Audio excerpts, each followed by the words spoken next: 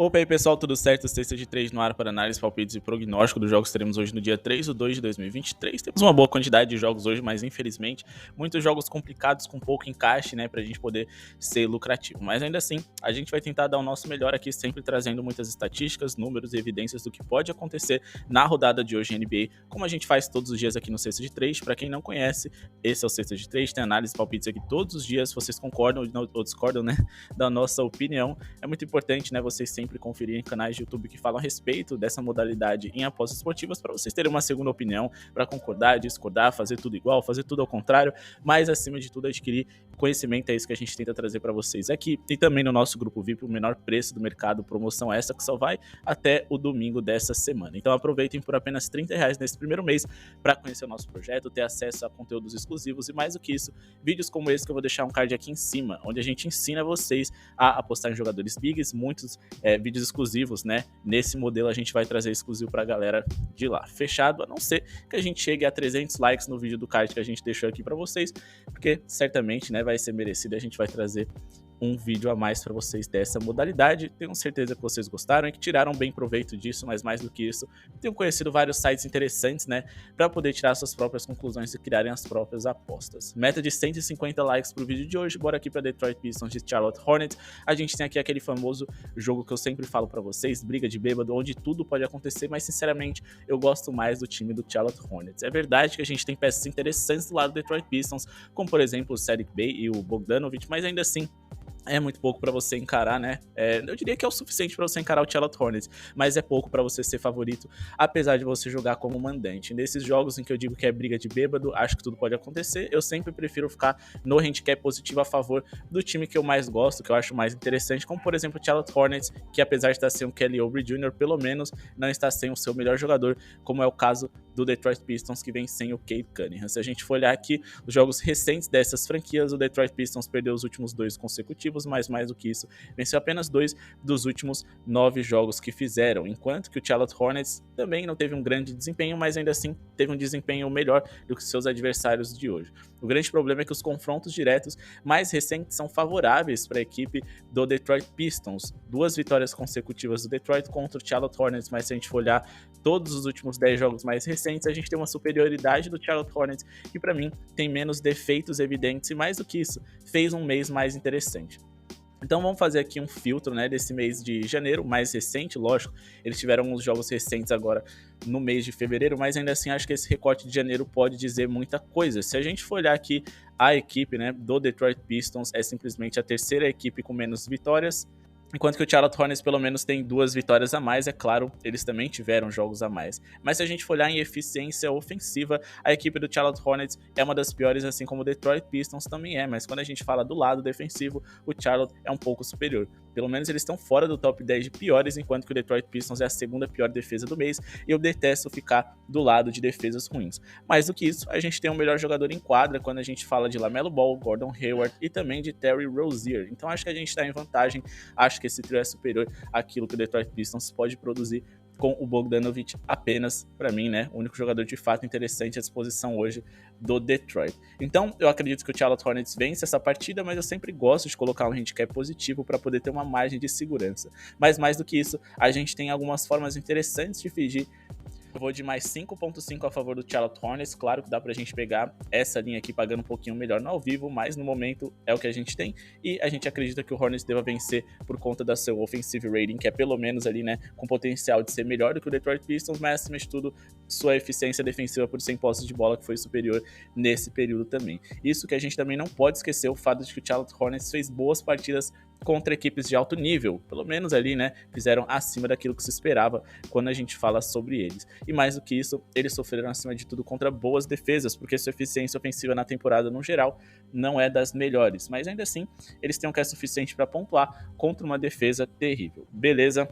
Outra coisa que a gente pode observar bem aqui para essa partida é que a gente está falando de 2 times razoavelmente velozes. Se a gente for olhar o pace dessas equipes nesse mês, a gente está falando do Detroit Pistons, que foi o segundo time mais rápido da NBA, e o Charlotte Hornets foi o 4º time mais rápido nesse recorte também. O que significa que são 2 times velozes que gastam pouco relógio e mais do que isso, né, arremessam muito. Então mesmo que eles não tenham a eficiência ali em dia, a qualidade nos seus arremessos, em um dia bom, eles às vezes podem compensar a linha de pontos com arremessos em excesso. Não tô falando para vocês entrarem no over, mas essa é uma partida que ou vocês vão de over ou vocês ficam de fora. Eu entendo que são dois ataques ruins, mas são duas defesas piores ainda, e pelo ritmo e pela falta de comprometimento em se defender, eu acredito que não deve ser um jogo under, e caso vocês pensem em entrar no abaixo de, vai ser bem arriscado. Próximo jogo, Indiana Pacers e Sacramento Kings. Indiana que joga em casa depois de uma boa partida contra o Los Angeles Lakers, mas onde eles acabaram deixando a vitória escapar pelos seus dedos, perdendo por 1 ponto de diferença. Hoje eles encaram o Sacramento Kings, que vem aí, né, de uma sequência interessante. São 7 vitórias nos últimos 10 jogos, se a gente for olhar como visitante, apenas uma derrota nos últimos 5, mas eles vêm dessa vez sem o seu principal jogador, De'Aaron Fox. É o jogador que organiza, o jogador que quebra sistemas defensivos, mas mais do que isso, o jogador que eu diria com mais repertório para poder agredir o Indiana Pacers ofensivamente. O Indiana que não é nenhuma grande defesa, mas se a gente for olhar nos últimos jogos, eles tiveram muitas derrotas por conta da ausência do seu principal jogador, Tyrese Haliburton, que voltou ontem e jogou muita bola sim.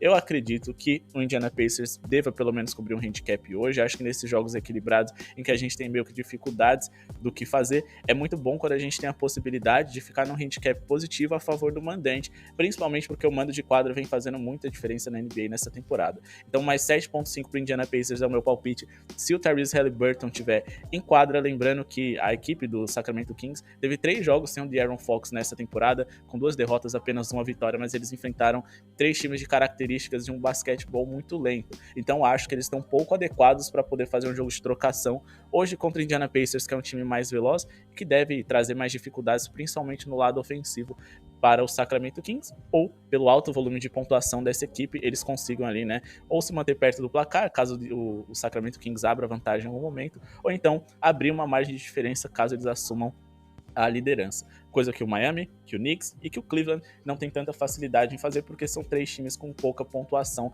principalmente em jogos que eles se sentem confortáveis em jogar num ritmo lento. Beleza? Então, outra coisa interessante que a gente pode destacar para vocês aqui é o fato de que o Sacramento Kings é um time que sofre muitos pontos no paint, né? Se a gente for observar, o Sacramento Kings é o 3º time que mais sofre pontos desse setor esse onde é mais fácil de se pontuar, de se produzir, porque é muito perto da cesta. Então, consequentemente, eu acho que o Tyrese Haliburton deve servir bem os seus companheiros que têm um porte físico alto e que podem ferir bastante o garrafão adversário, já que o Sabonis é o único defensor de aro que atua do lado do Sacramento Kings dentre os titulares. Então, olho no Miles Turner, é um jogador que eu acho que ele é pouco explorado, mas é um jogador que tem condições de fazer a diferença hoje como center, né? Então vamos ficar de olho nisso, mas eu acredito sim nesse handicap positivo do Indiana Pacers, que, repito, são muito melhores quando o Haliburton está em quadra. Se a gente for olhar aqui os últimos 10 jogos do Indiana Pacers com o Haliburton na escalação, eles têm mais vitórias do que derrotas, mas acima de tudo, eles conseguiram cobrir esse handicap em 9 das 10 partidas que a gente utilizou para fazer esse recorte, ficando abaixo somente contra o New Orleans Pelicans, o que mostra como eles são competitivos com esse atleta em quadra. Bora aqui de Washington Wizards e Portland Trail Blazers. Aqui a gente tem um jogo complicado de se interpretar, de se analisar e de fazer qualquer aposta, principalmente porque o Portland Trail Blazers pode vir muito desfalcado. Yusuf Nurkic e Justice Winslow já estão de fora, e Jeremy Grant era dúvida até hoje de manhã. Pode ser que não jogue, na minha opinião, o 2º ou 3º melhor jogador desse Portland Trail Blazers, que acima de tudo vem sofrendo muito para defender jogadores bigs. E a gente tem o Washington Wizards, 2 jogadores de garrafão que vem jogando muita bola, como o Porzingis, o Kyle Kuzma e também o Bradley Beal, que pontua muito bem na média distância. Isso pode ser um perigo, porque além de ser parte do repertório da equipe mandante, a gente tá falando do Portland Trail Blazers, que é um dos 10 times que mais sofrem pontos no paint em toda a NBA, um time que vem sofrendo muitos pontos para pivôs nessa temporada. Se a gente for olhar aqui o encaixe deles contra jogadores de garrafão, é um encaixe extremamente desfavorável, onde eles liberam ali, né, um dos maiores números de pontos por jogo para jogadores dessa posição, cedendo 26,51 pontos por jogo, sendo que nenhum time da NBA cede mais do que eles. Então, olho nas linhas dos Porzingis também, principalmente hoje porque o Nurkic está de fora, com ele já tá ruim, imagina com o Eubanks de titular. Acredito sim que o Porzingis possa tirar vantagem disso, ser produtivo e fazer o Washington Wizards ter certa vantagem. Mas eu acredito que a gente tenha jogos mais interessantes para a gente trabalhar do que Washington e Portland. É apenas uma simples palpite rápido aqui que eu tenho para dizer para vocês, mas também aproveitando do fato do Trail Blazers aí, né, tá mais cansado, estarem de viagens e mais do que isso, terem jogado no dia 1º contra o Portland Trail Blazers, enquanto que o Washington Wizards, né, eles ainda não jogaram nesse mês de fevereiro, são mandantes e vêm de uma sequência extremamente positiva de 6 vitórias consecutivas. Se a gente for olhar aqui, o Portland jogando fora de casa, eles só jogaram 2 vezes recentemente, Mas se a gente for olhar os últimos 20 jogos do Trail Blazers como visitante, eles venceram aqui, né, apenas 6 partidas e perderam 14 dessas vitórias ganharam de times aí que nem dá pra gente considerar, como Houston, San Antonio Spurs, que são times bem ruins, tiveram uma ótima vitória contra o Memphis Grizzlies, que é o segundo colocado do Oeste, mas ainda assim é um time que vive uma crise que piora bastante como visitante e estava desfalcado de seus 2 melhores jogadores de garrafão, Steven Adams e também Jaren Jackson Jr., coisa que o Washington Wizards não tá para hoje, beleza? Agora o jogo entre Boston Celtics e Phoenix Suns, aqui a gente precisa fazer uma dupla, porque apesar de eu achar que o Boston Celtics deva vencer essa partida e com grandes chances de vencer com certa tranquilidade, eu acredito que a gente aliar o fato de que eles são favoritos à possibilidade deles pontuarem bem é muito mais interessante do que a gente esticar um handicap, principalmente se aproveitando que o mercado estabeleceu linhas médias de pontuação total em apenas 220 pontos. Então para essa partida eu vou na dupla, vitória do Boston Celtics simples e vou aliar aqui com acima de 104.5 pontos deles, vai estar pagando em torno de 1,50, acho minimamente interessante, acho jogável até acima de 108.5 pontos. Caso vocês queiram trabalhar só com a pontuação, acho que esse acima de 108.5 pontos dá pra gente pegar uma linha mais interessante no ao vivo, porque a gente tá falando simplesmente de um dos melhores ataques da NBA e mais do que isso, um dos melhores ataques mandantes. Se a gente for olhar aqui, o offensive rating do Boston Celtics é o terceiro melhor de toda a liga, ou seja, eles marcam 117 pontos por 100 posses de bola. O Phoenix Suns recentemente teve uma melhora defensiva bem interessante, por mais que eles estejam em 12º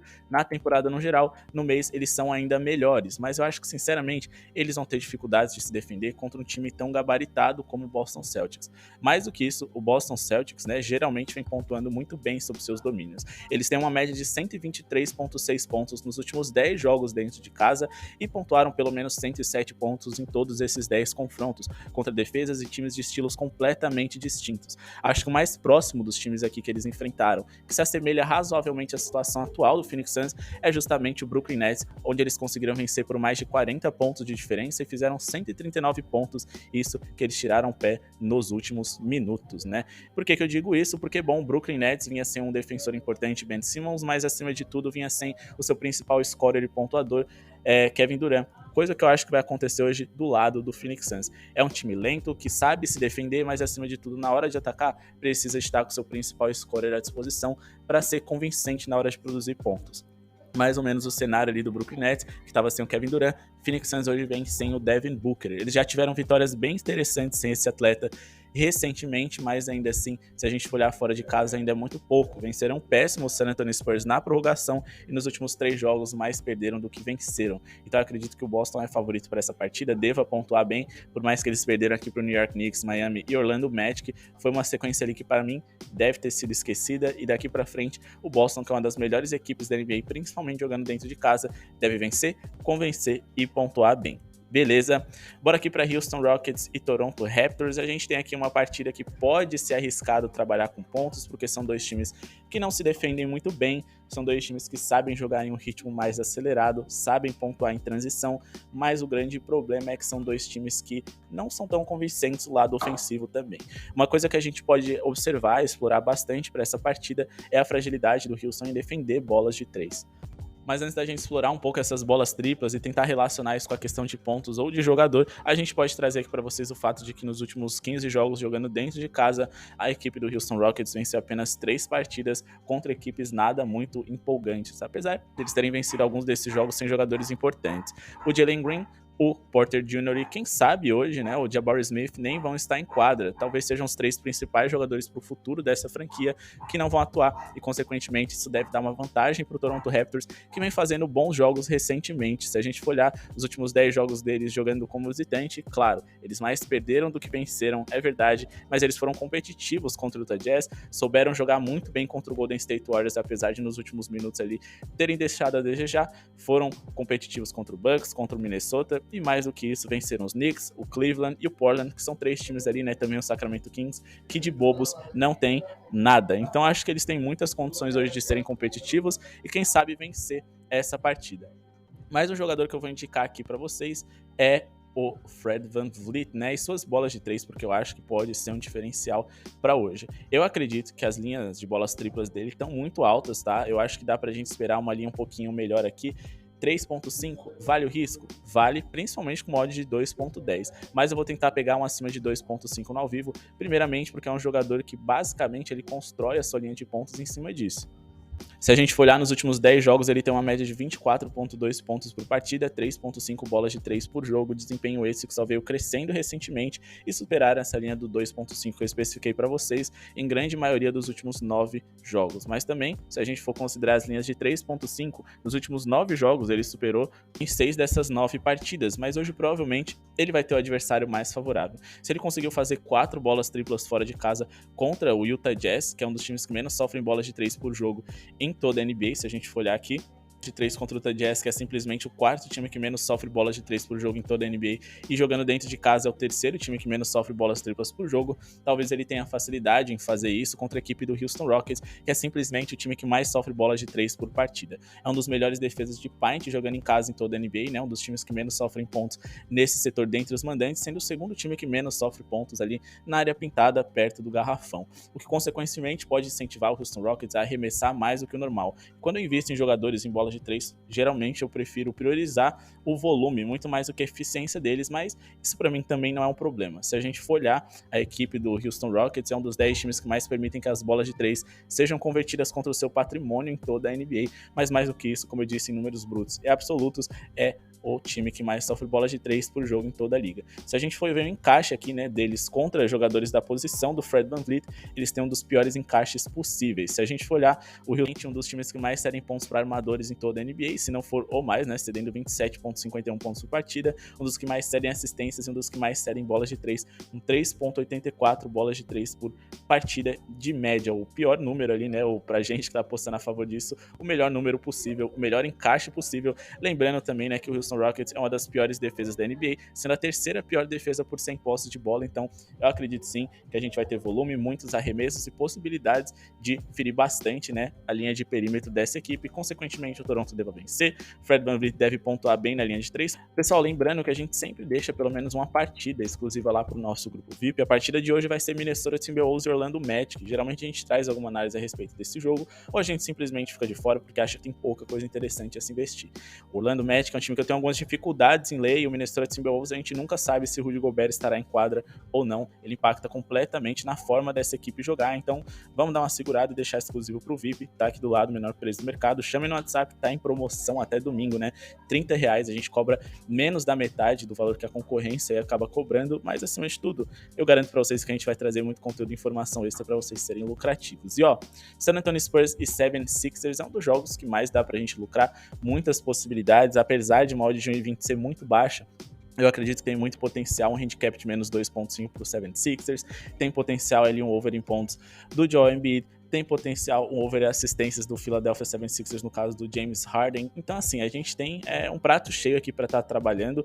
Eu acredito que até, né, pela ausência do James Harden no All-Star Game, né, e as críticas que ele fez sobre quem votou a respeito disso, pode fazer com que ele tenha uma partida brilhante, principalmente porque o San Antonio Spurs é um dos 10 times que mais cedem assistências por jogo na NBA e é um dos times que mais sofrem pontos para pivôs em toda a liga. Até por isso eu tô justificando tudo isso que eu falei. Eu acho que com esse bolo completo, o Philadelphia é superior, mas acima de tudo, o Joel Embiid, que fez 35,8 pontos contra o San Antonio Spurs nos últimos 4 jogos, deve ser dominante. Ele que fez 40 pontos no último encontro e 38 no último jogo em que eles jogaram em San Antonio. Mais do que isso, os Spurs dentro de casa costumam dar mais trabalho. Então, consequentemente, eu acho que, apesar da superioridade dos 76ers, o Embiid deve ter minutagem para poder fazer o seu over em pontos. Outra coisa, James Harden acima de 10,5 assistências no máximo pode ser interessante, e repito, ele conseguiu bater essas linhas nos últimos 3 jogos, mas mais do que isso, ele deve ter um encaixe ali interessante nas assistências com o Joel Embiid, e também o fato de que o San Antonio Spurs é um dos times que mais cedem assistências em toda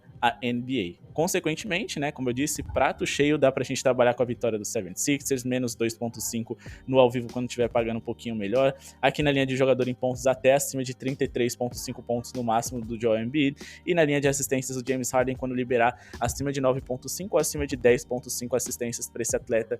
Me apetece muito, né? Porque, sim, bateu, a gente tem vários indícios, muitos outros números que a gente interpretou antes de passar aqui para vocês, mas a gente tá passando os principais aqui, que é o histórico recente, e mais do que isso, a questão, né, de que o San Antonio Spurs é um dos times que mais cedem pontos para centers. Então acho que a dobradinha James Harden e Joel Embiid deve dar bom hoje, lembrando, né, que eles cedem 24,45 pontos para pivôs por jogo na NBA, sendo uma das piores marcas da liga. Fechado?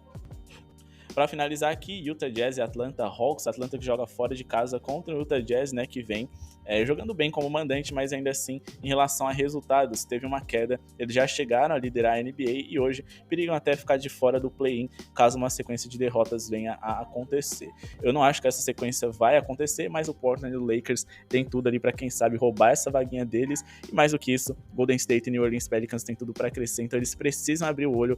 É um jogo importante, encaram hoje um Atlanta Hawks que fora de casa cai muito de desempenho, mas nos últimos 10 jogos conseguiu vencer 7 e perder apenas 3. Mais do que isso, foram competitivos em praticamente todas essas partidas, e o mais interessante, eles têm um encaixe bem interessante aqui contra o Utah Jazz, que é um time que acima de tudo pontua na linha do perímetro. E se a gente for olhar em número de bolas de 3 convertidas, Atlanta Hawks tem o quarto melhor desempenho de defender esse tipo de arremesso, lembrando que com DeJounte Murray à disposição desde que ele chegou na franquia, eles melhoraram muito nessa defesa de bolas de 3 dos seus adversários. Se a gente for olhar aqui, ele vai jogar Trae Young, John Collins, Clint Capela, entre outros jogadores interessantes e titulares estarão à disposição. Não tô falando que o Atlanta Hawks deva ser favorito, deva vencer com tranquilidade, mas eu acredito que existe potencial no handicap positivo dele sim, e caso vocês queiram investir em alguma zebra, entre aspas, porque odd de 2.05 eu nem considero zebra, eu acho que o Atlanta Hawks é essa equipe, e acima de tudo pelo fato de que eles têm um encaixe favorável, né? Eles sabem muito bem defender o jeito que o Utah Jazz ataca, mas mais do que isso, né? Eles têm muita capacidade de ferir o centro do Utah Jazz. A equipe do Utah Jazz é um dos times que mais sofrem pontos no paint em toda a NBA, sendo o quarto time com pior defesa desse setor em toda a liga. A gente tem DeJounte Murray para infiltrar, Clint Capela com muita presença de garrafão, a gente também tem ali, né, o John Collins também muito bom no garrafão, e mais do que isso, Trae Young para poder fazer alguns arremessos no floater ali mais perto da cesta, ou seja, todo o poder de fogo do Atlanta Hawks é favorável para ferir o paint do Utah Jazz. Todo o poder defensivo do Atlanta Hawks é favorável para defender a forma como eles pontuam, já que a gente está falando do Atlanta Hawks, que é simplesmente, né, um dos 10 times que menos sofrem bolas de 3 por jogo em toda a NBA e uma das melhores defesas percentuais desse tipo de arremesso em toda a liga. Então, olho no handicap positivo deles, mas acima de tudo, o meu palpite vai ser um over do Clint Capela. Como eu sempre digo, né, é interessante a gente observar o setor onde o Utah Jazz mais sofre pontos, mas acima de tudo, a posição para os jogadores em que eles mais sofrem pontos também. É claro, eu vou tentar priorizar aqui um over em rebotes, porque eu acho que o Capela costuma ser mais ativo na questão de rebotes do que na questão ofensiva, principalmente porque a gente tem pelo menos 3 jogadores que podem ser mais produtivos do que ele no lado, na hora de atacar do Atlanta Hawks. Então eu vou de acima de 10.5 rebotes do Clint Capela. Lembrando que ele conseguiu 19 rebotes no único encontro que essas equipes tiveram nessa temporada. A equipe do Atlanta Hawks sabe como defender a forma do Utah Jazz atacar, o que significa que eles terão muitos arremessos e, consequentemente, muitos erros. E a gente tá falando de 2 times que não são lentinhos, não. São 2 times que têm uma boa velocidade aí, né? Um bom número de arremessos por partida, sendo que o Utah Jazz, até para uma equipe big, é uma equipe ali de meio de tabela em relação a ritmo, mas a gente tá falando também do Atlanta Hawks, que é simplesmente, né, quase um dos top 10 de times em ritmo na NBA, mas que defende muito bem a forma como o Jazz ataca. Então, se a gente for olhar aqui, a equipe do Utah Jazz é um time que não consegue, né, conter center, jogadores pivôs. É um dos times que mais cedem pontos, mais rebotes para jogadores dessa posição e assistências também. É um time que simplesmente, na hora de atacar, joga com todos os seus jogadores abertos, geralmente na linha de perímetro para arremessar de 3, e consequentemente não existe ninguém ali, né, no garrafão para poder recuperar rebotes ofensivos. Com isso, os rebotes do Capela devem ser bem tranquilos de serem recuperados, sem muita briga e, mais do que isso, sem um partilhamento da posse de bola com jogadores adversários e companheiros, já que ele precisa ganhar confiança para o Atlanta Hawks, enfim, crescer na temporada. Então acho que todo rebote que sobrar vão deixar para ele pegar. Ele tem um histórico recente favorável contra esse adversário e tem uma média muito próxima disso nos últimos 10 jogos na temporada, mas uma média ainda melhor quando a gente recorta, né? Faz um recorte mais curto dos 5 jogos mais recentes, onde ele teve uma média de 12 rebotes por jogo e conseguiu superar essa linha em 3 das últimas 5 partidas, eu diria que até com certa tranquilidade. Então, os rebotes do Capela é o nosso palpite para hoje, principalmente pelo encaixe favorável. Bom, pessoal, esse é o vídeo de hoje. Espero que tenham gostado. Se inscrevam no canal, deixem o seu like, ativem as notificações. Muito obrigado pela sua audiência e falou!